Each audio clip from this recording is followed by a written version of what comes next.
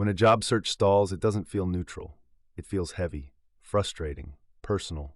You're applying, you're preparing, but nothing is moving.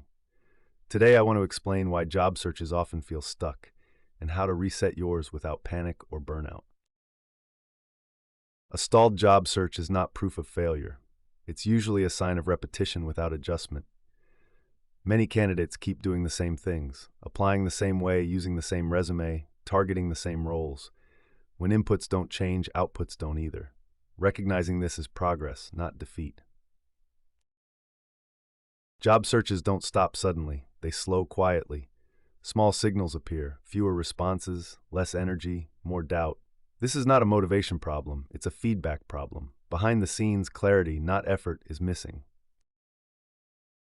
The fastest way to reset is to narrow. Choose fewer roles, choose clearer alignment, choose quality over volume. This sharpens your message. Hiring teams respond to relevance, not persistence. A reset requires adjustment.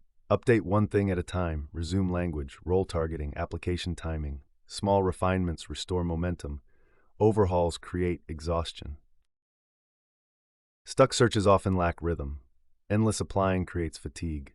Set a calm routine, limited daily applications, defined stop time, space for recovery. Discipline brings clarity back. A stuck job search isn't broken. It's asking for recalibration. Pause briefly, adjust deliberately, move forward calmly.